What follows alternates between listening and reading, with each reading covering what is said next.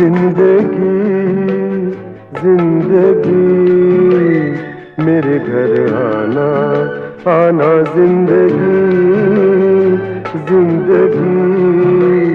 आप सभी का स्वागत है दोस्तों, आपके ही अपने प्रोग्राम जिंदगी के रंग गीतों के संग में, जहां हम मिलते हैं उन खास लोगों से जिनकी जिंदगी संघर्ष, मेहनत और सफलता की प्रेरक कहानियों से भरी होती है। उनकी बातों के बीच में हम सुनते हैं कुछ ऐसे गीत जो उनके जीवन की भावनाओं और अनुभवों को संगीत में ढाल देते हैं। तो चलिए, आइए इस खूबसूरत सफर में हमारे साथ चलिए। जिंदगी जिंदगी। नमस्कार श्रोताओं, आप सुन रहे हैं कार्यक्रम जिंदगी के रंग गीतों के संग, और आज का रंग है आत्मिक शांति का हल्का नीला रंग। मैं आपकी आवाज का दोस्त आलोक कुमार हमेशा की तरह आपसे मुखातिब हूं और एक नए बेहद प्रेरणादायक एपिसोड में आपका स्वागत करता हूं। आज हमारे साथ स्टूडियो में मौजूद हैं Usha Kashyap, life coach, mind power practitioner और होलिस्टिक वेलनेस एंथुसियास्ट। एक और जहां उन्होंने बीकॉम और एमए की पढ़ाई के बाद नेशनलाइज्ड बैंक में एक सुरक्षित कैरियर बनाया, वहीं भीतर की एक गहरी कॉलिंग ने उन्हें सेल्फ डेवलपमेंट, माइंड ट्रेनिंग और कॉन्शियस लिविंग के मार्ग पर आगे बढ़ाया। और आज की इस बातचीत में हम जानेंगे कि माइंड पावर वास्तव में क्या है, खुशी और स्वास्थ्य का आपस में क्या संबंध है, विपासना मेडिटेशन कैसे जीवन को बदल सकती है, और एक कॉमन व्यक्ति सिंपल तरीके से इनर पीस कैसे पा सकता है। तो बने रहिए हमारे साथ। ये कन्वर्सेशन हो सकता है आपकी जीवन के लिए भी एक टर्निंग पॉइंट हो। उषा जी, आपका हमारे स्टूडियो में बहुत बहुत स्वागत है। थैंक यू सो मच आलोक जी। आपने इस प्रोग्राम में मुझे इनवाइट किया, उसके लिए आपका बहुत बहुत आभार। सभी श्रोताओं को मेरा नमस्ते। और आज हम बात करेंगे, जो भी चीजें मैं आपके साथ शेयर कर पाऊंगी जो मैंने अपनी जिंदगी में अनुभव किए, तो उनके बारे में हम आज जरूर बातें करेंगे और देखेंगे किस तरफ जाता है हमारा ये conversation. Thank you so much. तो चलिए उषा जी, शुरुआत से ही शुरुआत करते हैं। सबसे पहले तो आप अपने बचपन और अर्ली लाइफ के बारे में कुछ हमें बताइए। आपके परिवार और आपकी अपब्रिंगिंग ने आपका कौन से ऐसी वैल्यूज और संस्कार दिए हैं, कुछ उसके बारे में हल्का फुल्का हमें बताइए, जिससे हम जाने कि आप क्या हैं। बताइए प्लीज। हाँ, तो मेरे जो पापा थे वो रेलवे में स्टेशन मास्टर थे। तो मेरा बचपन राजस्थान में ही छोटे रेलवे स्टेशन पे बीता, 7th स्टैंडर्ड तक। और बहुत मतलब वो मेरी जिंदगी के सबसे यादगार खूबसूरत पल थे, क्योंकि छोटे स्टेशन पे रेलवे कॉलोनी में रहा करते थे, नदी पार करके स्कूल जाया करते थे, कभी खेतों को क्रॉस करके जाया करते थे। तो ये बहुत ही अच्छा एक अनुभव था मेरे लिए। और क्योंकि ऐसी जगह पे रहते थे, पिताजी माताजी थोड़ी धार्मिक प्रवृत्ति के थे वो लोग, तो वहां पर कुछ आश्रम या मठ में जाते थे, वहां से कुछ किताबें लेकर आते थे और मुझे बड़ा शौक था पढ़ने का। तो मैंने कृष्ण की जीवनी के बारे में एक बहुत बड़ी बुक पढ़ी थी बचपन में ही, शुक सागर नाम था उसका। उसमें काफी कहानियां थी और बहुत अच्छी वो बुक, मुझे बहुत ही प्रभावित किया उसने। और मुझे मजा आता था, बहुत इंटरेस्ट था उन सब चीजों में। घर में पिताजी पापा पूजा पाठ भी किया करते थे, तो एक माहौल था वैसा थोड़ा कि धर्म कर्म का थोड़ा माहौल था, तो मुझे हमेशा ही अच्छा लगता था। तो ये सब चीजें थी। और क्योंकि गांव के माहौल में रहते थे, स्टेशन पे रहते थे, तो चारों तरफ बहुत हरियाली और प्रकृति के बीच में, तो बहुत अच्छा एक वातावरण था। तो बहुत खुशहाल था माहौल, एकदम घर का माहौल बहुत अच्छा था। सिंपल मिडिल क्लास फैमिली थी। और हमारा अगर देखें मनोरंजन क्या था, हम ये नंदन, चंपक, पराग, अमर चित्रकथा, इन चीजों को पढ़ा करते थे। तो इस तरह का एक माहौल था घर में। बहुत ही खूबसूरती से आपने बयान कर दिया। I can imagine railway colonies की जो लाइफ होती है वो बड़ी खुशनुमा सी, वेल कंटेन्ड सी लाइफ होती है। और अगर आपने बिल्कुल। बताया कि पास में खेत भी थे और आप नदी क्रॉस करके जाती थी, ये तो एक तरह का बहुत ही प्रकृति के साथ आपका संबंध शुरू से ही बना रहा। शुरू से ही और था, यस। और आपने ये भी बताया आपने शायद श्रीमद् भागवतम भी पढ़ ली हो, सुख सागर जो आप बता रही हैं, तो बिल्कुल। वो आपने उस अर्ली एज में पढ़ ली, तो आपका रुझान स्पिरिचुअलिटी तरफ काफी शुरू से ही हो गया था। तो आप ये बताइए, थोड़ा सा आगे चलते हैं, छात्र जीवन में आपके इंटरेस्ट क्या थे और क्या उस दौर में भी भीतर कहीं सेल्फ अवेयरनेस या इनर सर्च की शुरुआत हो चुकी थी? क्योंकि स्टूडेंट लाइफ पे तो आदमी के कई डाइवर्स इंटरेस्ट होते जाते हैं, म्यूजिक है, ड्रामा है, स्टेज है, इस तरह क्या क्या क्या शौक थे आपके? तो मैं बहुत मतलब एकदम एक पढ़ाई में अच्छी थी, ठीक ठाक थी, कोई इतना भी, उस टाइम तो फर्स्ट डिवीजन का भी बहुत महत्व हुआ करता था। बिल्कुल सही बात। तो बस थ्रू आउट फर्स्ट क्लास अगर आप हो तो आप अच्छे स्टूडेंट हो, क्योंकि हम इतना सीरियसली नहीं लेते थे चीजों को, तो अच्छा करती थी मैं। और वाद विवाद प्रतियोगिता में भाग लिया करती थी, खो खो खेलते थे आउटडोर गेम्स में, और घर में तो जैसे गुल्ली डंडा, कंची, ये सब खेला करते थे, इनमें इंटरेस्ट था। कबड्डी भी खेली है मैंने, और ये सब। और स्कूल के टाइम में मैंने ये जो गाइड जो होते थे, स्काउट और गाइड जो गर्ल्स के लिए होता था, उसमें पार्टिसिपेट किया था। और ये सब चीजों में मेरा इंटरेस्ट था। तो और ओवरऑल जो भी चीजें थी यही था, पढ़ाई लिखाई में जो भी इंटरेस्ट था, तो अच्छा ही, ओवरऑल अच्छा ही था सब, उस जमाने के हिसाब से अच्छा था। तो चलिए बहुत बढ़िया। हाँ तो ये बड़ा अच्छा है, गुल्ली डंडा खेलने वाले आजकल बड़े कम मिलते हैं। आजकल के बच्चों से पूछो, उनको तो पता ही नहीं है गुल्ली डंडा क्या होता है, कंचे क्या होते हैं, और बम्बई में तो वैसे ही पता नहीं है किसी को क्या बिल्कुल होता है। नहीं। तो मैं अपने बच्चों को जब बताती हूँ तो उनको बड़ा अच्छा लगता है कि आपने इतनी अच्छी लाइफ जी है, हमने तो देखा ही नहीं वो सब, कि मुंबई में ही रह गए हम और हमने वो नेचर के साथ कनेक्शन फील ही नहीं किया। बच्चों कुछ नहीं। राजस्थान में एक गेम होता है शितोलिया, खो खो, वो भी खेलते करते थे हम, बहुत खेलते थे। तो चलिए, आपका मतलब थोड़ा सा स्पोर्ट्स बेंट ऑफ माइंड था, क्योंकि लड़कियां गिल्ली डंडा जरा कम खेलती है लेकिन आप खेलती है। Very good. अच्छा, फिर आगे थोड़ा चलते हैं। आपने बीकॉम, एमए जैसे प्रोफेशनल एजुकेशन की, आपकी पढ़ाई ने आपकी लाइफ थिंकिंग को कैसे शेप किया? कहाँ की आपने ये पढ़ाई, बीकॉम, एमए की? फिर उसके बाद जब 7th स्टैंडर्ड के बाद हम लोग अजमेर के पास एक टाउन है, स्मॉल टाउन ब्यावर, मेरी पूरी पढ़ाई लिखाई वहीं से हुई। 8th स्टैंडर्ड से मैं वहीं थी। फिर मैंने बीकॉम किया, ग्रेजुएशन के बाद पोस्ट ग्रेजुएशन किया, मैंने एमए किया हिस्ट्री में।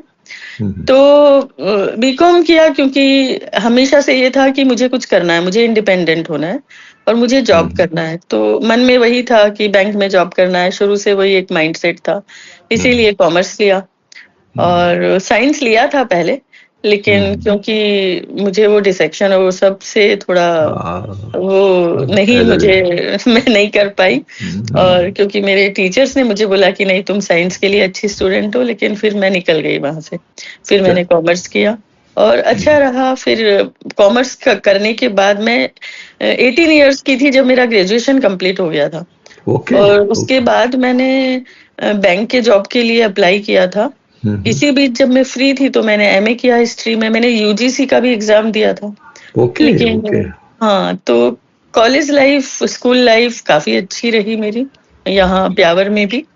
और तब भी यही सारे इंटरेस्ट थे, मतलब बुक रीडिंग मेरा बहुत बड़ा इंटरेस्ट था शुरू से। Very good. और तब मैंने एक बुक पढ़ी थी, स्वेट मार्टिन करके। हाँ, स्वेट मार्टिन की बुक्स आती थी, डेल कार्नेगी और स्वेट मार्टिन दोनों शुरू बस के वो लाइफ कोच, सेल्फ हेल्प के लिए आती थी। सेल्फ हेल्प की दो बुक्स हाँ आते जी, थे। वो मुझे कहीं से हाथ लग गई थी और वो मैंने पढ़ी थी। ओके। हाँ जी, आई नो। मैं अब बुक्स की बात चल गई है तो मुझे भी याद आ गया, मैंने भी पहली बुक जो सेल्फ हेल्प की बुक थी वो Dale Carnegie, how to win friends and influence people पढ़ी थी, और बहुत इन्फ्लुएंस किया था मुझे उस किताब। उसके बाद में फिर स्वेट मार्टिन आ गया, आप थोड़े से बाद के फेज किए।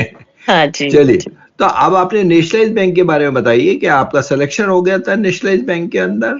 हाँ, मेरा सिलेक्शन हो गया था। और फिर बस मैं जयपुर चली गई। मेरा पहली पोस्टिंग जयपुर रीजनल ऑफिस में थी। तो मैं वहां चली गई ब्यावर से।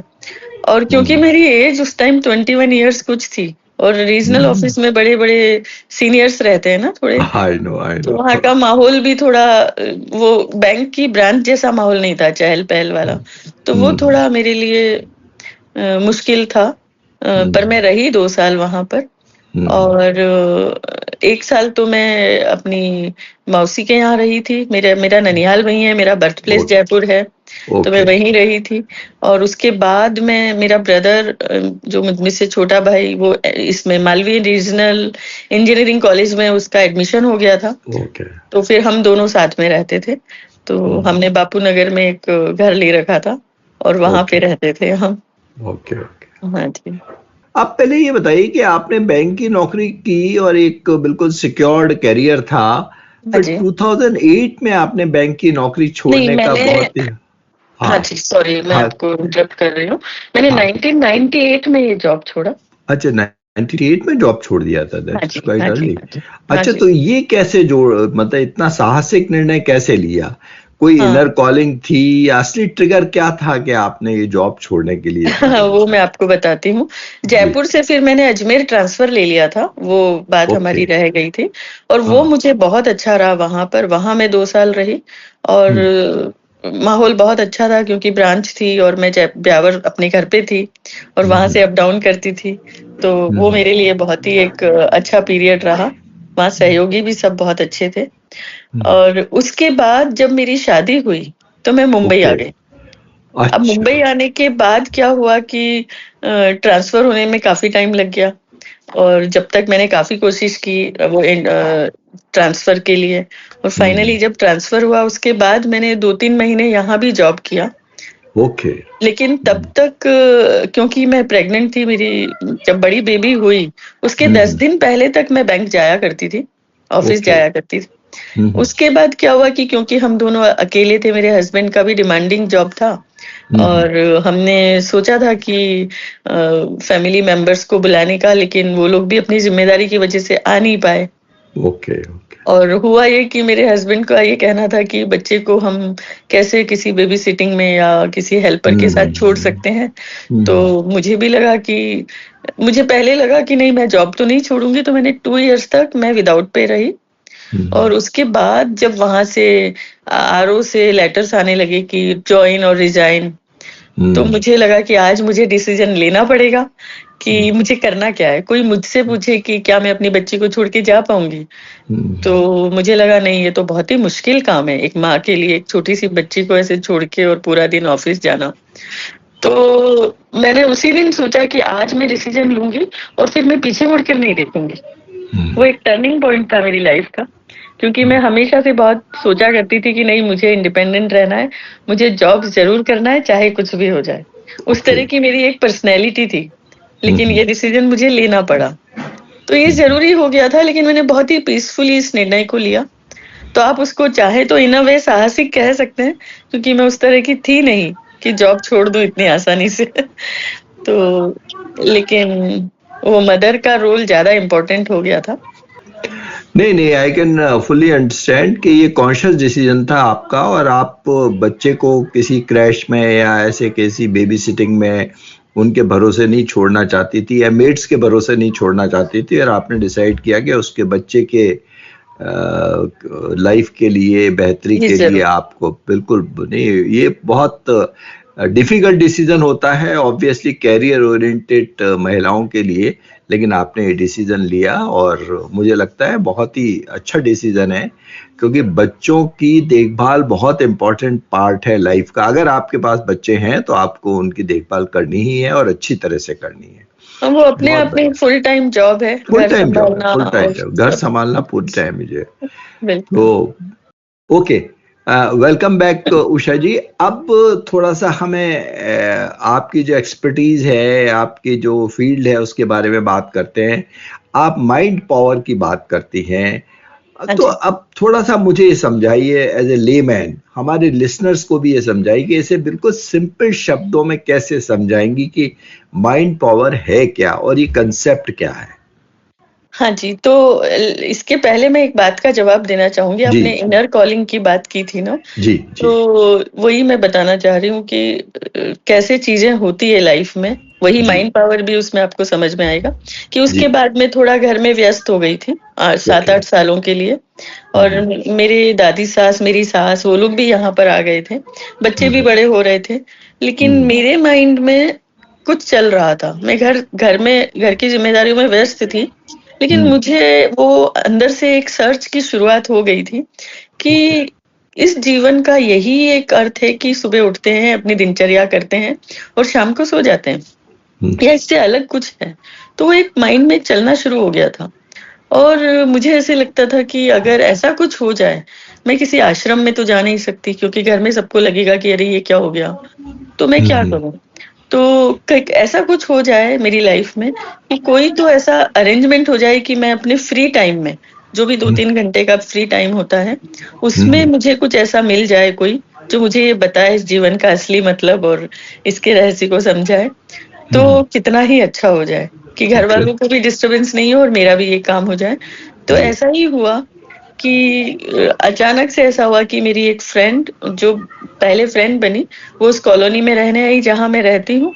हम लोग साथ में वॉक करने लगे और उन्होंने मुझे अचानक एक दिन पूछा कि उषा मैं माइंड पावर की वर्कशॉप्स करती हूँ और अभी मैंने नया-नया शुरू किया है, दूसरी या तीसरी वर्कशॉप है, तो तुम आओगी क्या? और मुझे ऐसी घंटी बजी माइंड में कि अरे वाह! नेकी और पूछ-पूछ, ये इससे अच्छा क्या हो सकता है? मैं तो यही ढूँढ रही थी और मुझे पता नहीं था वो क्या करवाने वाली है। ओके और इतना अच्छा वो एक एक्सपीरियंस रहा मेरा। 12 दिन की 2.5 घंटे की वो वर्कशॉप थी। वो मैंने पूरी की और वहाँ से मुझे बहुत क्लैरिटी आने लगी इस सब्जेक्ट पे और जो मैं ढूँढ रही थी वो मुझे मिला। तो कैसे लॉ ऑफ अट्रैक्शन काम करता है और कैसे मैंने अपनी लाइफ में इस चीज़ को अट्रैक्ट किया, वो मैं बताना चाहती थी पहले। वंडरफुल। हाँ तो जी। ये एक तरह से वॉक करते करते आपको एक तरह की मेंटोर मिल गई या यस, कुछ यस। इस तरह का हो गया आपके साथ में और बिल्कुल, बिल्कुल। आपने उन्होंने आपको इस राह पे डाल दिया। तो चलिए आप बिल्कुल। बताइए माइंड पावर है क्या, ये कंसेप्ट क्या है, इसके बारे में कुछ बताइए। हाँ, तो माइंड पावर मतलब हमारे मन में इस वर्ड में ही पावर है कि हमारे मन में इतनी शक्ति है कि हम चाहें, और मन क्या है? यादों का एक भंडार है। तो हम और हमारे विचार और भावनाएं जो होती है वो इस मन को बनाती है। तो जो भी हम सोचते हैं, बोलते हैं और उसके साथ जो भावना जोड़ते हैं, वो हमारी जिंदगी को पूरी तरह से 360 डिग्री ट्रांसफॉर्म कर सकती है। इतना महत्व है और इतना पावर है इस मन में। और उसको अगर हम सही तरीके से ट्रेन करें, तो पूरी तरह से अपनी जिंदगी को, अपने भविष्य को अच्छा एक निर्मित किया जा सकता है। तो मैं हमारा माइंड किस तरह से हमारी हैप्पीनेस, हेल्थ और पीस, जो हमारे डेली रूटीन की चीजें हैं जो हमारी जिंदगी में होती हैं, इनको भी अफेक्ट करता है, ये प्रभावित करता है इनको। बिल्कुल 100%, 100% अफेक्ट करता है, क्योंकि हम जो सोचते हैं, जो बोलते हैं, वो करते हैं। बिल्कुल आपका सवाल उसी से कनेक्टेड है। वही हमारी जिंदगी में हमको मिलता है कि अगर हम कुछ सकारात्मक सोच विचार वाले हमारी व्यक्तित्व है, तो हैप्पीनेस, हेल्थ और हमारी शांति, ये अपने आप ही हमको मिलेगी ना।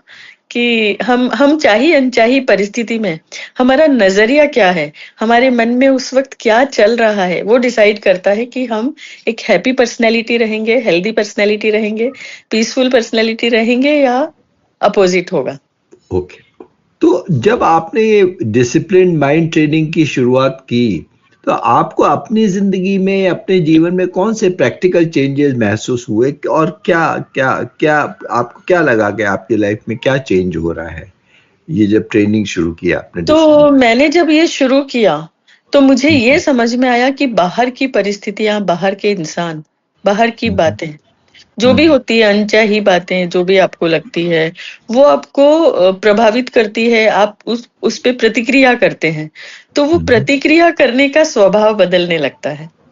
अब वो बहुत स्लो प्रोसेस है, ऐसा नहीं है कि वो एक ही पल में होने लगता है। वो पहले तो हमको समझ में आता है, उसके पूरे नियम समझ में आते हैं कि ये कैसे, ये हम जो रिएक्ट करते हैं बाहर की अनचाही परिस्थिति पे नेगेटिवली जो रिएक्ट करते हैं, उसका इम्पैक्ट हमारी लाइफ पे क्या होता है। जब हमको वो सिस्टमेटिकली समझ में आता है तो हम थोड़े अवेयरनेस में आ जाते हैं कि हमें ध्यान रखना है कि हमको ऐसे रिएक्ट नहीं करना है। लेकिन होता क्या है कि जैसे मेरी लाइफ में हुआ कि पहले वो प्रतिक्रिया करने का स्वभाव बदलने लगा, लेकिन फ्रीक्वेंसी कम होती है थोड़ी सी, और थोड़ी इंटेंसिटी कम होती है, तीव्रता कम होती है उस प्रतिक्रिया की, और फ्रीक्वेंसी भी कम होती है कि बार बार जो पहले 10 बार होती थी दिन में, जैसे दिन में 10 बार आपको किसी बात पे इरिटेशन हो रहा है तो वो 9 बार होगा, फिर 8 बार होगा, फिर 7 बार होगा। ऐसे धीरे धीरे उसकी फ्रीक्वेंसी कम होगी, और इसी तरीके से वो गुस्सा या वो इरिटेशन, वो धीरे धीरे उसकी गहराई भी कम होगी, उसकी तीव्रता भी कम होगी। कि पहले बहुत एक ही सेकंड में किसी गलत बात पे बहुत ज्यादा गुस्सा आ जाता था, फिर थोड़ा कम आने लगा, फिर और थोड़ा कम हुआ, धीरे धीरे हम शांत होने लग जाते हैं। इस तरीके से बहुत बड़ा बदलाव आता है जीवन में, और मन पूरी तरह से शांति से भर जाता है, सही से खजाना मिल जाता है जीवन का। आई थिंक उषा जी काफी गहरी बात कह रहे हो आप। आपने बात तो बहुत सिंपली से कह दी है, लेकिन ये जो आपने कहा कि आपका जो रिस्पॉन्स होता है लोगों की क्रिटिकल एनालिसिस पे या किसी पे, ये वो उसकी इंटेंसिटी भी कम हो जाती है और फ्रीक्वेंसी भी कम हो जाती है। आई थिंक बहुत गहरी बात कह रहे हो। हमारे जो आधी प्रॉब्लम है अपनी जीवन में वो यही है कि दूसरे लोग हमारी क्या बुराई कर रहे हैं, क्या हमें क्रिटिसाइज कर रहे हैं, क्या शोर हो रहा है। जैसे अब सोसाइटियों में ही होता है कि नीचे बच्चे खेल रहे हैं, उधम मचा रहे हैं, पड़ोसी के घर में तेज आवाज में रेडियो बज रहा है, तो ये जो चीजें हैं इनसे हम इरिटेट होने लगते हैं और हम पूरे टाइम परेशान से रहते हैं, दुखी से रहते हैं। हाँ, रिएक्ट करते हैं हम, रिएक्ट करते हैं, जाके लड़ने लगते हैं, ग्रम्बल करने लगते हैं। तो ये जो चीज है, लेकिन अब इसके बरक्स, मतलब इसके अगेंस्ट एक दूसरा पहलू भी है कि क्या हमें ये चीजें सब शांति से सहनी चाहिए। इस पे आपके क्या विचार हैं? आप तो मुंबई जैसे मल्टी स्टोरी लाइफ में रहती हैं, वहां आपको कैसा लगता है? नहीं, तो मेरा इसमें मानना ये है कि शांत सहना नहीं होता है उनको। एक तो उनके प्रति एक्सेप्टेंस, और आप अफर्मेटिव असर्टिवनेस के साथ उन चीजों पे बात कर सकते हैं। तो जब हम रिएक्ट नहीं करके रिस्पोंड करते हैं कि हम ये देख रहे हैं कि बच्चे उधम मचा रहे हैं या कुछ कर रहे हैं, तो हम अगर अपने अंदर अगर कुछ नकारात्मकता क्रिएट ना करें, उस बारे में कुछ नकारात्मक विचार न लाए, कुछ गुस्सा नहीं लाए, इरिटेशन नहीं लाए, और जाके सोचे कि चलो प्यार से बच्चों को समझाते हैं कि बेटा आप थोड़ा अच्छे से खेलो, शांति से, हम लोगों को डिस्टर्ब हो रहा है, तो वो जो आपकी एनर्जी है वो ट्रांसमिट होगी, और वो प्यार से समझाना उनको समझ में आएगा। अगर आप उनको गुस्से से जाकर डांटोगे तो वो नेगेटिव से नेगेटिव को कभी तोड़ा नहीं जा पाएगा। तो असर्टिवनेस जरूरी है, ऐसा मेरा मानना है। वेरी गुड, बिल्कुल। आपका जो रिस्पॉन्स है वो असर्टिव होना चाहिए और कंप्लेनिंग नहीं होना चाहिए, ये कहना चाह रही है। 100%। Very very very good. हाँ, वेलकम बैक उषा जी। आप विपाशना मेडिटेशन का अभ्यास करती हैं। अब जो लोग मेडिटेशन से बिल्कुल नए हैं उनके लिए विपाशना क्या है, ये कंसेप्ट क्या है, इसके बारे में थोड़ा सा हमें समझाइए। कैसे करते हैं, क्या होता है? नाम तो मैंने बहुत सुना है इसका, लेकिन आप थोड़ा बताइए। तो मैं अगर सिंपल सरल भाषा में समझाऊं तो विपश्यना जो है उसका वैसे तो अर्थ है कि चीजों को वैसे ही देखना जैसी वास्तव में वो होती है, क्योंकि हम एक्चुअली वैसा करते नहीं है। हम उसको अपने नजरिए से देखते हैं, हर चीज को, हर इंसान को, हर चीज को अपने नजरिए से देखते हैं, और यहाँ पे वास्तव में जैसी है वैसी देखना सिखाते हैं। लेकिन अगर और सरल शब्दों में व्यवहारिकता से बताना है तो ये सुख शांति का जीवन जीने का व्यवहारिक रूप से जीने की कला है, और मन को वश में जो करने की हम बात करते हैं ना, उसकी ये सबसे प्रभावी कला है। और इसमें क्या होता है कि केवल जैसे हम किताबी ज्ञान नहीं है इसमें, ये अनुभव के स्तर का ज्ञान है। आपको वहां जाना होता है व्यवहारिक रूप से, और वहां जाके प्रैक्टिकल एक्सपीरियंस होता है कि जब आप ये साधना करते हो तो आपके भीतर क्या क्या है वो सामने आता है संवेदनाओं के रूप में, और आपको अनुभव होते हैं। अपने अनुभव के स्तर पर आप जान पाते हो कि ज्ञान एक्चुअली कहते किसको है, प्रज्ञा क्या है। ओके, हाँ जी। जैसे कि अगर शरीर में गुस्सा आ रहा है तो वो गुस्से के साथ जो आग लगती है ना शरीर में, उसको आप जब अनुभव करते हो तो आप समझ पाते हो कि अरे ये गुस्सा तो पहले सबसे पहले बाहर तो मैं बाद में धुएं के रूप में छोड़ता हूँ, ये आग तो पहले मेरे शरीर में लगा रहा है और इससे नुकसान मुझे हो रहा है। और इससे नुकसान मुझे हो रहा है। तो विपश्यना में अच्छा, आपने अभी इसका शब्द का मतलब मेरे को समझाया था कि आपको उसी जिस रूप में वो है उसका थोड़ा सा शब्द के बारे में बताइए। विपश्यना का क्या मतलब है? अभी आपने कुछ हल्का सा बताया था। हाँ, तो विपश्यना मतलब मैंने बताया ना कि जैसी चीजें होती है ना, होता क्या है कि हम है ना अपने, हमारा जो चेतना का स्तर है उसके हिसाब से हर चीज का को एनालाइज करते हैं हम जो अपना सच बनाते हैं हर चीज का। कोई भी चीज हो, जैसे कोई इंसान है या कोई बात है, जैसे भागवत गीता के बारे में हमने सुना है कि गीता जितनी बार आप पढ़ते हो आपको उसका अलग मीनिंग दिखाई देता है जी। वो क्यों होता है? क्योंकि आपका चेतना का स्तर बढ़ता जाता है और आप उसको अलग रूप में अलग नजरिए से देख पाते हो। ये वही बात है कि विपश्यना को एज इट इज देखना, जैसी है चीजें वैसे ही देखना। उसका शाब्दिक अर्थ ये है, जैसी चीजें हैं उसी रूप में उनको तो देखना सच और को, समझ। हाँ, तो ये सत्य को सत्य जैसा है वैसा देखना। तो विपश्यना ने आपकी अवेयरनेस और इमोशनल बैलेंस को किस तरह से डीपन किया है, किस तरह से अफेक्ट किया है आपके पर्टिकुलर केस में, या दूसरों के केस में भी ये किस तरह अफेक्ट करती है? ये एक्चुअली विपश्यना जो विधि है साधना की, वो डीपर लेवल पे जाके काम होता है। उसमें अनुभव के स्तर पर हम जान सकते हैं, जैसे मैंने जाना है और मेरे बहुत सीनियर साधक हैं जो मेरे जानने पहचानने वाले हैं, काफी सालों से इसमें है, मैं तो अभी नई हूँ, कि उन्होंने अपनी जिंदगी को पूरी तरह से बदल दिया है। उनके चेहरे पे दिखता है, उनकी पर्सनैलिटी में दिखता है और उनकी बहुत सारी बीमारियां भी रिवर्स होती है इससे, बड़ी बड़ी बीमारियों को रिवर्स किया है उन्होंने। और जैसे मैंने बताया ना, अनुभव के स्तर पर हम जान पाते हैं कि भीतर शरीर में क्या चल रहा है, मैं कौन हूँ और मेरा ये शरीर पंच तत्वों से बनाया हुआ है, बाहर की प्रकृति भी पंच तत्वों से बनी है और हम आपस में कैसे कनेक्टेड हैं और कैसे हमारे भीतर जो संवेदनाएं चलती है वो तय करती है कि हमारे भीतर हमको बताती है कि हमारे जो सोच और विचार जो चल रही है, विचार और भावनाएं, वो कैसे प्रभावित कर रही है हमारे शरीर को और हमारी सांसों को। सांसों को, संवेदनाओं को कैसे प्रभावित कर रही है। हाँ, विपश्यना यहाँ जयपुर में भी गलता जी के पास में एक कैंप लगता है, तो ये क्या मेडिटेशन के लिए बुलाते हैं, कुछ सर्टेन पीरियड्स के लिए बुलाते हैं, वहाँ वो बताते हैं सब आपके मोबाइल अलग रखो और आप यहाँ रहो। हाँ जी, बिल्कुल। तो ये क्या प्रोसेस क्या होता है इसका? इसमें है ना, ये 10 दिन का कोर्स होता है और इसमें यही इसीलिए होता है ये कि हम मेडिटेशन की बातें बहुत करते हैं और हमको भागवत गीता हमने बहुत पढ़ ली है ना, बहुत पाठ करते हैं, सब करते हैं, लेकिन होता क्या है कि पाठ करने से भी मन का प्यूरिफिकेशन होता है, पवित्रता बढ़ती है, मतलब हमारे विकार कम होने लगते हैं और हम धर्म को समझने लगते हैं। लेकिन यहाँ पर डीपर लेवल पे काम होता है, बहुत गहराइयों से, मन की गहराइयों में जाके सफाई होती है विपश्यना ध्यान प्रक्रिया में।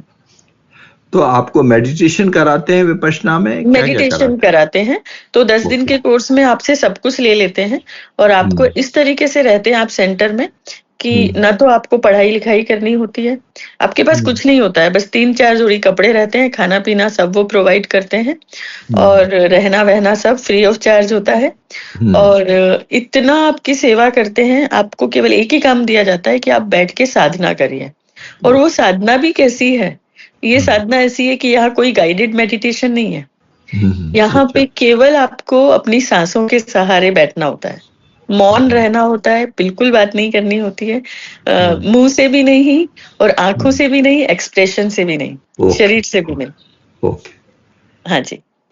तो अब थोड़ा सा इधर आते हैं, आपने गौतम बुद्ध की टीचिंग्स का भी फॉर्मल अध्ययन किया है, उनकी हाँ जी। कौन सी टीचिंग आपको सबसे ज्यादा गाइड करती है? क्या थोड़ा गौतम बुद्ध के बारे में आपका क्या वो है, अंडरस्टैंडिंग है, इसको बताइए। तो मुझे ये समझ में आया है, जो मैंने गुरुजी से भी सुना है और मुझे भी अपने अनुभव से इतने टाइम के समझ में आया है, कि मैंने फिर से वही बात मैं आपको बताऊंगी कि भागवत गीता जो हम पढ़ते हैं ना, वो पढ़ते हैं तो हमारे कॉन्शियस माइंड को सुपरफिशियली बहुत फायदा होता है, मन पवित्र होता है, अच्छा लगता है, सत्संग है वो हमारे लिए। लेकिन वो हमारे लिए थियरिटिकल ज्ञान है ना। ओके। लेकिन ये विपश्यना उसी का व्यवहारिक ज्ञान है, अनुभव के स्तर पर। जैसे भागवत गीता में लिखा हुआ है, विपश्यना भी नाम लिखा है, और वो बोलते हैं, कृष्ण ने बोला है कि स्थित प्रज्ञ हो जाओ, स्थित प्रज्ञ होना। लेकिन ये स्थित प्रज्ञ हुआ कैसे जाता है, वो नहीं सिखाया जाता है। Okay okay. वो विपश्यना में सिखा जाता है। हाँ, स्थित प्रज्ञ होना, ये शब्द बहुत इंपॉर्टेंट है, क्योंकि आप एक, it's not neutral, you are unaffected by anything and everything, anything and everything. Neutral हो जाते हैं आप, नेगेटिव भी नहीं है, पॉजिटिव भी नहीं है, आप न्यूट्रल हो गए, आपके थॉट्स न्यूट्रल हो गए हैं, थॉट प्लस इमोशन। आप एकदम इक्वोनिमिटी में आ जाते हैं, समता भाव में। चाहे अच्छा हो रहा है, राग और द्वेष से दूर। तो ये बहुत मतलब बहुत वैसी एक साधना है जो मतलब बहुत कठिन मार्ग है, और लेकिन बस जब करते हैं तो समझ में आता है कि व्यवहारिकता जरूरी है, आपको प्रैक्टिकल एक्सपीरियंस करना हमारे लिए बहुत जरूरी है ये। तो मेरा कहना यह है कि जीवन में एक बार जरूर करनी चाहिए सभी को ये अनुभव। जैसे कि हम और बहुत सारे अनुभवों के पीछे भागते हैं कि जीवन में ये अनुभव करेंगे, वो करेंगे, एक ही जीवन मिला है, तो ये भी जरूर करना चाहिए। तो बहुत गहराई से समझ में आएगा कि इस जीवन का असली उद्देश्य क्या है, और ये मनुष्य जीवन मिला है तो इसका कैसे हम सदुपयोग कर लें।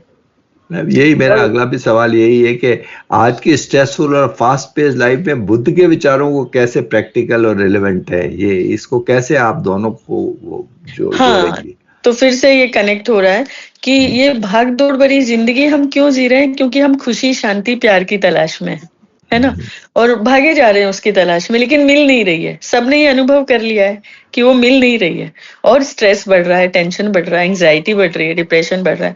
तो बुद्ध का कहना ये था कि जहां हो वहीं स्थिर हो जाओ, मन को शांत। और मन का स्वभाव है, असली स्वभाव हमारा ये है कि हम खुशी और शांति और प्यार हमारे भीतर है, तो उसको बाहर तलाशने की जरूरत नहीं है। आप अपने आप में स्थिर हो जाओ, अपने भीतर जाओ, अपने आप को देखो, आपको सत्य दिखाई देने लगेगा, अपना सच देख पाएंगे आप।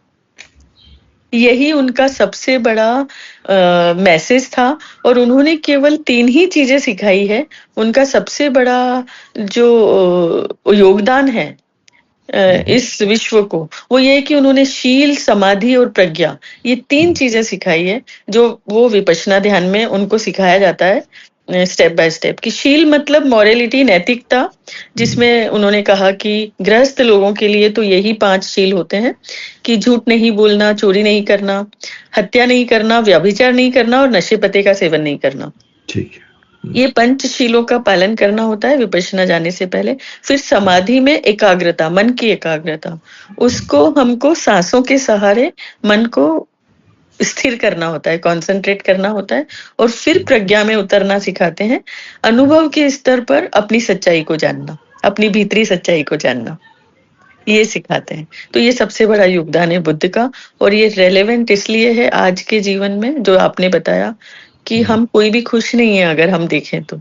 जीवन एक दुख और अशांति से भरा हुआ है, तो वो बुद्ध की शिक्षाएं आज के लाइफ में बहुत ही रेलेवेंस है उनका। Okay, welcome back. आप माइंड, बॉडी और स्पिरिट को एक इंटीग्रेटेड सिस्टम मानती हैं, तो ये होलिस्टिक अप्रोच आज के समय में क्यों जरूरी हो गई है? इसके बारे में थोड़ा बताइए हमारे को, ये क्या बात है?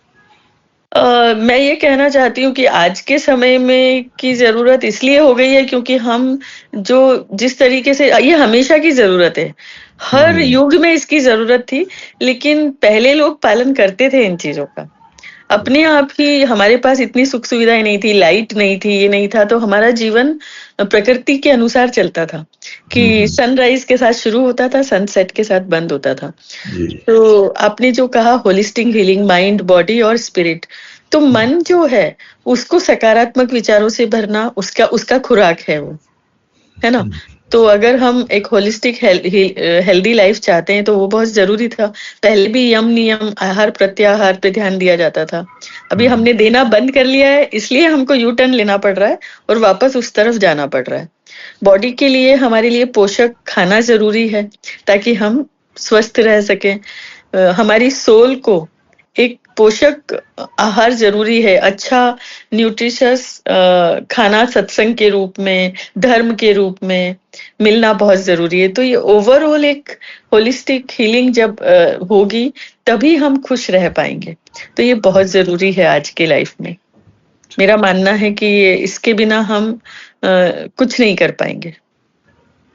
अच्छा, आप ये वीगन और ओजस रिट्रीट्स के भी आपके कुछ एक्सपीरियंसेस हैं, तो डिसिप्लिन इनर एनर्जी के बारे में इनसे क्या सीखा है? रिट्रीट्स में आप अगर गई हैं तो मैं ये वीगन रिट्रीट में गई थी और मेरा अनुभव ये रहा कि वो डेयरी प्रोडक्ट और वो सब जो उन्होंने बंद किए, मेरा अनुभव बहुत अच्छा रहा वहाँ का। वो वीगन रिट्रीट में 21 डेज तक थी मैं वहां पर, और वहां पर उन्होंने वही पूरा खाना फिर से उन्होंने अनुभव के स्तर पर बताया कि ये खाना आप 21 दिन खाते हो तो आपकी बॉडी में कोई भी डिजीज होने दो वो रिवर्स होना शुरू हो जाती है। और सब लोगों ने ये एक्सपीरियंस किया, मैंने भी एक्सपीरियंस किया, और बहुत ही अच्छा वो एक अनुभव था। उसमें सबसे अच्छी बात मेरा ये रही कि मैं चाय नहीं छोड़ पा रही थी। काफी मैंने कोशिश की, लेकिन मुझे पता था कि चाय अच्छी नहीं है और मुझे अंदर से पीने के बाद अच्छा भी नहीं लगता था, पर वो एक एडिक्शन होता है ना, वो था। और मैंने बहुत कोशिश की, बीच बीच में छोड़ती थी लेकिन वापस शुरू हो जाती थी। फिर मुझे पता लगा कि हमारा माइंड वहां जाके 21 डेज वो चाय की खुशबू भी नहीं थी, क्योंकि वो पूरा एक रिसोर्ट बुक करके उन्होंने किसी को चाय को नहीं दिखाया, और मेरी चाय का एडिक्शन वहां पे छूट गया। मेरे लिए वो बहुत बड़ा अचीवमेंट था। और ये जो मैं सिखाती हूँ माइंड ट्रेनिंग, माइंड पावर, वो भी मैं आपको बताना चाहती हूँ कि अगर 21 डेज हम कोई भी चीज बिना ब्रेक के लगातार नई आदत डालते हैं तो वो हमारी नई एक हैबिट प्रोग्रामिंग हो जाती है माइंड में। फिर आपका वो चीज आपके लिए हमेशा के लिए ऑटो मोड में चली जाती है, जैसे बाकी सारी चीजें आपकी लाइफ में चलती है। तो ये एक बहुत बड़ा अनुभव था मेरे लिए। और वीगन में तो मोस्टली एनिमल प्रोटीन के लिए मना करते हैं ना, ये दूध वगैरह नहीं देते, डेयरी प्रोडक्ट्स कोई भी नहीं। बिल्कुल। और बहुत ही अच्छा उनका पूरा सब्स्टिट्यूट्स उन्होंने निकाले हैं हर चीज के, और बहुत सिस्टमेटिकली काम करते हैं वो। हर चीज का सब्स्टिट्यूट है उनके पास, तो आपको कोई कॉम्प्रोमाइज नहीं करना है। इतना टेस्टी फूड वो बनाते हैं सारी चीजों से। वो एक्चुअली मैं जिस whole food plant based retreat में गई थी, वहां पे वो जैगरी और ऑयल भी यूज नहीं करते हैं। अच्छा। हाँ, तो वो सीड्स के डिप बनाते थे और जैगरी की जगह वो डेट पेस्ट यूज करते थे, और यहाँ तक कि वो ब्राउनीज और केक पेस्ट्री सब कुछ बनाते थे वहां पर। अच्छा। हाँ, यही है। अब हमारे यहाँ तो बचपन से सिखाया जाता है बच्चों को दूध दो, इवन ओल्ड एज में भी कहते हैं भाई दूध जरूरी है, कैल्शियम होती है उसमें, ये सब बातें होती है। वो सबके सब्स्टिट्यूट दिए हैं उन्होंने। वो बोलते हैं तिल में बहुत ज्यादा कैल्शियम होता है। ओके। चलिए, तो आपके साथ पता ही नहीं लग रहा कितना टाइम गुजर गया उषा जी। अब करीब हम आखिरी पायदान पर आ रहे हैं, 1-2 सवाल और बस। तो बहुत से लोग ये माने हैप्पीनेस बाहरी सक्सेस से आती है। आपके हिसाब से, आपके अनुभव के हिसाब से रियल हैप्पीनेस या सच्ची खुशी का सोर्स क्या है, स्रोत क्या है? आप क्या सोचती हैं लाइफ के बारे में? तो बिल्कुल मैं आपको बताना चाहूंगी कि सच्ची खुशी जो हम ये बाहरी चीजों में ढूंढ रहे हैं, ये बिल्कुल ऐसी है कि एक बच्चे को एक खिलौना हम देते हैं, वो थोड़ी देर उसके साथ खेलता है, बोर हो जाता है और फिर छोड़ देता है, फिर नया खिलौना चाहिए, उसके साथ थोड़ी देर खेलता है, फिर बोर हो जाता है। तो हम भी ये बाहरी चीजों में नई गाड़ी, नया घर, नया पोजीशन, नई पावर, इन्हीं खिलौनों के साथ खेल रहे हैं। ये थोड़ी देर की खुशी है, ये परमानेंट नहीं है। और ये बिल्कुल उस मृग तृष्णा जैसा है कि वो कस्तूरी मृग जो जंगल में घूमता है उस कस्तूरी की तलाश में कि ये कहाँ से महक कहाँ से आ रही है इस कस्तूरी की, और उसको ये पता ही नहीं है कि ये कस्तूरी उसी के भीतर है जिससे पूरा ये जंगल महक रहा है। तो ये खुशी हमारे भीतर है। हमारा असली स्वभाव है खुशी, आनंद, शांति, प्यार। और उस असली स्वभाव को हम बाहरी दुनिया के प्रभाव में आकर वो असली स्वभाव छिप जाता है। वो खुशी का स्रोत, उसको वापस बाहर लाने की जरूरत है, और खुशी को भीतर तलाशेंगे तो वो खुशी का झर्रा भीतर से फूट सकता है, वो फूटेगा। तो असली स्रोत भीतर ही है।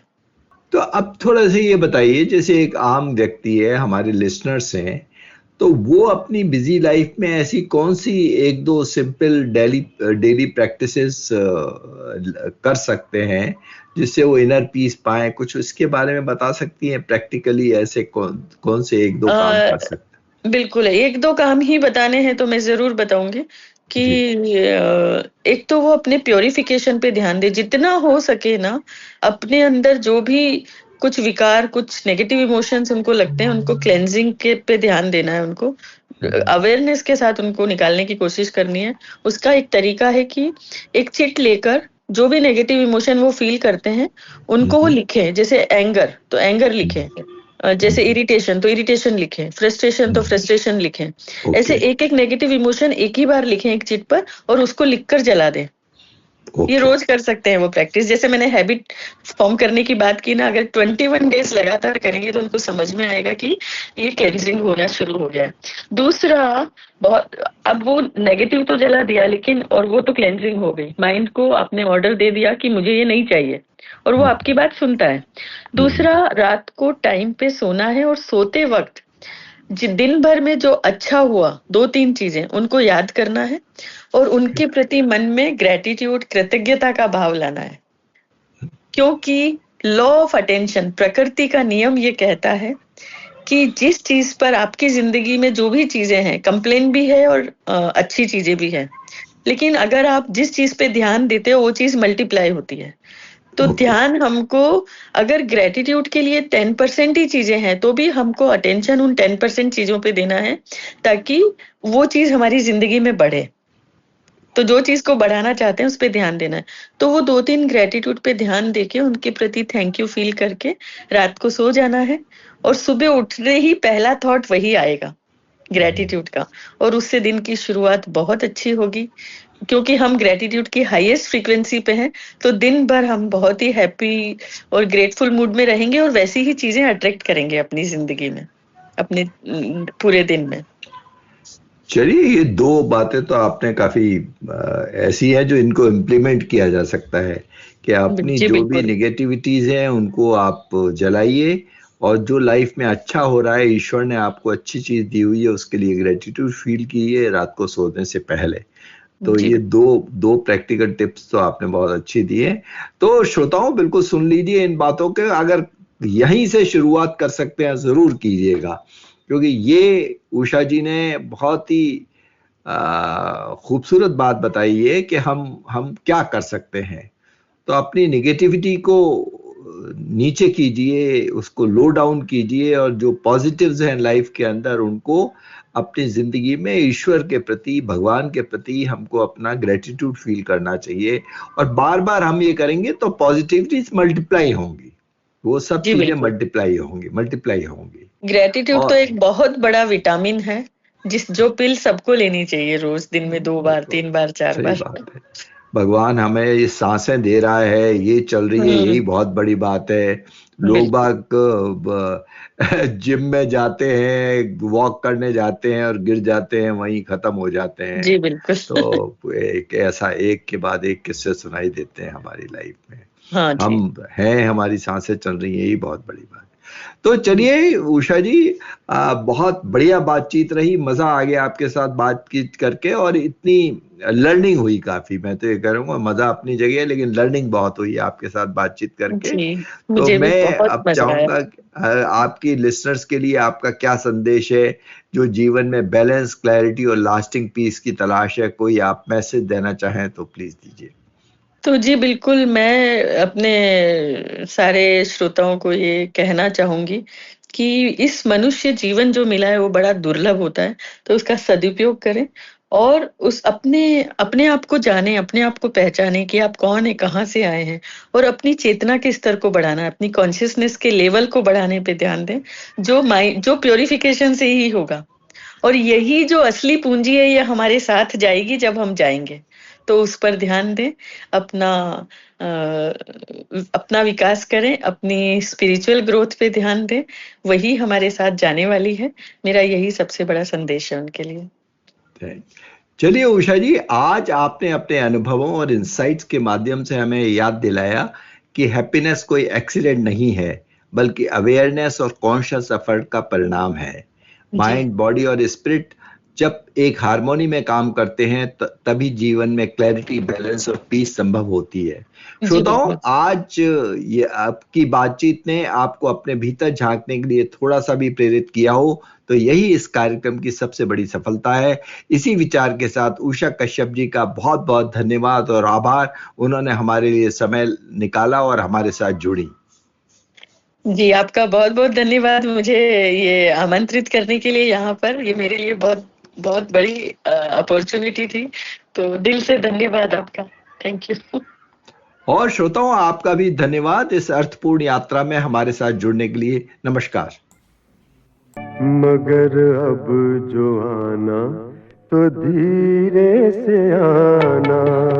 और दोस्तों, इसी के साथ आज के इस खूबसूरत सफर को बस यहीं विराम देते हैं। उम्मीद है आज की बातचीत और गीतों ने आपके दिल को छुआ होगा और आपको कुछ नया सोचने की प्रेरणा दी होगी। फिर मुलाकात होगी एक नए मेहमान, एक नई कहानी और नए गीतों के साथ जिंदगी के रंग गीतों के संग के इस प्रोग्राम में। तब तक के लिए सुनते रहिए, मुस्कुराते रहिए और खुश रहिए। तेरा रूप है ये तेरे आंगन में, तेरे दामन में, ओ तेरी आंखों पे, तेरी पलकों पे, तेरे कदमों में इसको बिठा के जीना है, जीना जीना जिंदगी, जिंदगी ओ जिंदगी।